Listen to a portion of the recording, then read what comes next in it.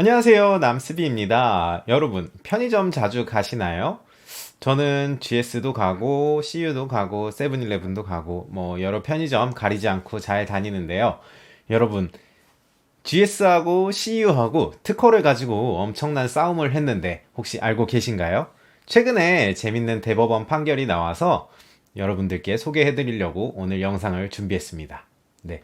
자, 그럼 출발하실까요? 간단한 소송의 히스토리를 설명을 드리면, 일단 GS가 2010년부터 나만의 냉장고라는 앱에 대해서 특허를 출원을 합니다. 그리고 2011년도부터 나만의 냉장고를 통해서 2+1 상품을 냉장고에 저장을 해뒀다가 내가 원할 때 다른 지점에 가서도 찾아서 먹을 수 있는 그런 서비스를 출시를 하게 되죠.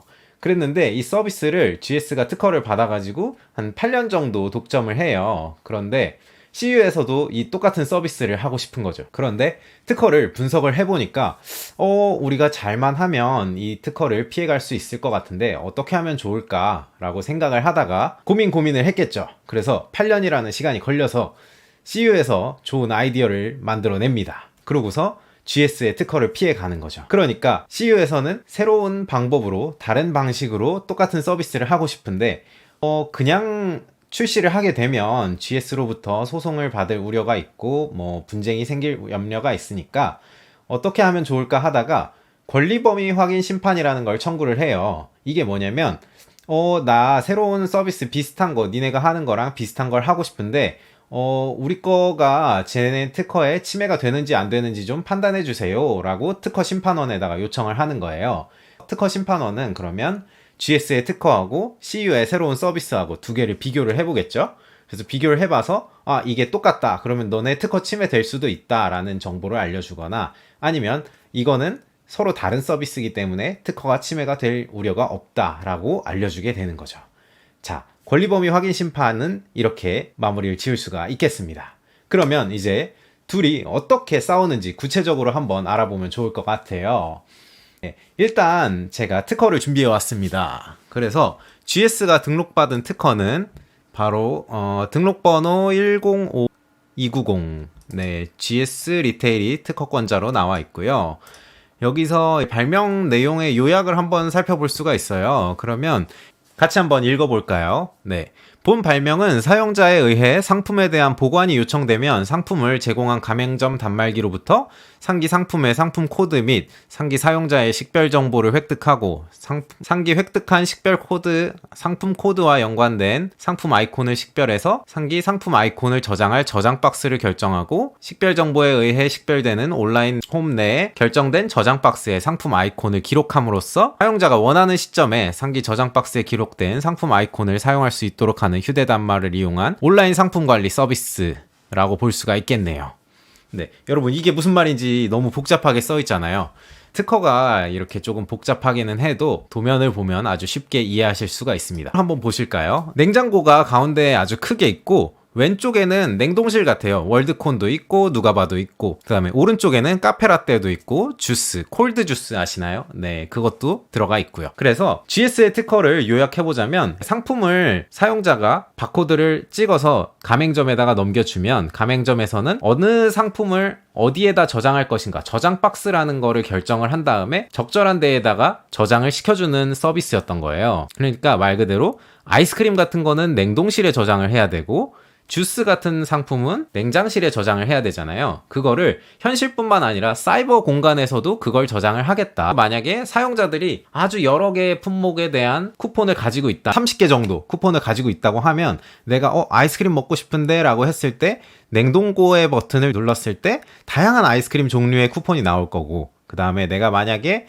냉장고에 저장하는 게 아니라 일반 찬장에 그냥 상온에 보관해도 되는 그런 상품을 내가 가지고 있다면 찬장 버튼을 누르면 그 찬장에 참치캔 아니면 스팸 아니면 햇반 이런 것들 있잖아요. 네, 그런 것들을 한꺼번에 확인을 해볼 수 있는, 사용자의 편의를 상당히 고려한 그런 특허라고 볼 수가 있을 것 같아요. 그래서 이게 2010년도에 특허를 출원하고 2011년에 바로 등록을 받은 거겠죠.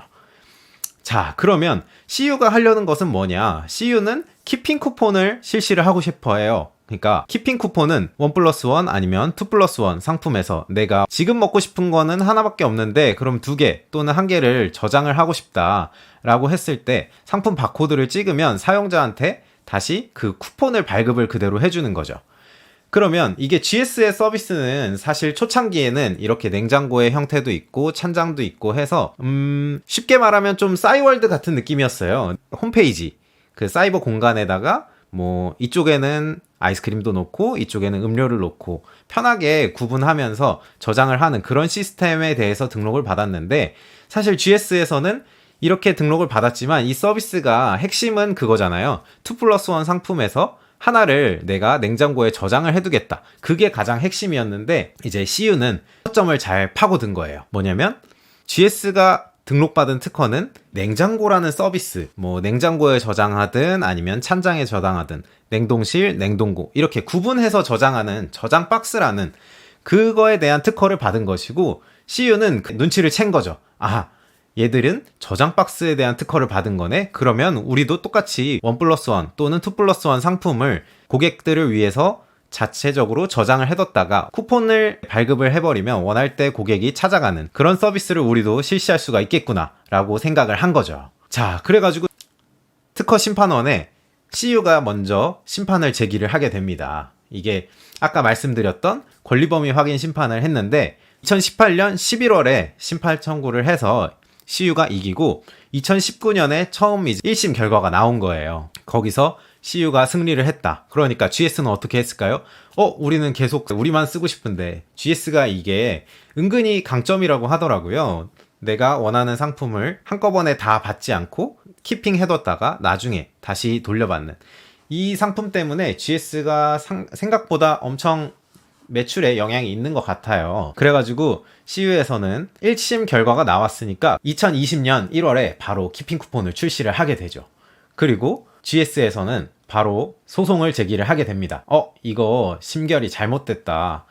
우리의 권리 범위에 속하는 건데 잘못 판단했다라고 특허 법원에다가 소송을 제기를 하게 됩니다. 다시 판단해 주세요 라고 했는데, 사실 뭐 특허 법원에서도 이거는 쿠폰을 발급하는 서비스하고 냉장고에다가 원하는 저장 박스를 판단해서 저장하는 그런 서비스하고는 조금 다르다라고 했죠. 사실 이 대법원까지 올라갔어요. 대법원에서는 비록 뭐 심리불속행 기각이라고 해서 더 이상 판단하지 않고 이거는 특허법원의 판단이 맞다라고 인정을 해줬거든요. 그러면 GS는 소송에서 졌으니까 엄청 큰 타격을 입었을까요?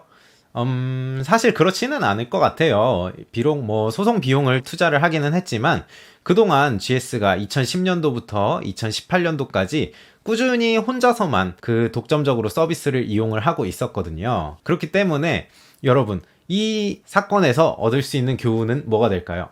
특허 잘못 출원해서 망한 거 아니야? 라고 생각하실 수도 있겠지만, 그렇게 생각하시기보다는 특허를 하나 내가 출원을 해 놓음으로써 다른 경쟁자들은 그 특허를 피해가기 위해서 8년이라는 시간이 걸린 거예요. 그러니까 여러분, 특허를 많이 출원을 하셔야 될 것 같습니다. 네, 오늘 영상은 여기까지였고요. 재밌으셨으면 좋아요와 구독도 꼭 눌러주시고 여기까지 시청해주셔서 정말 감사합니다. 안녕.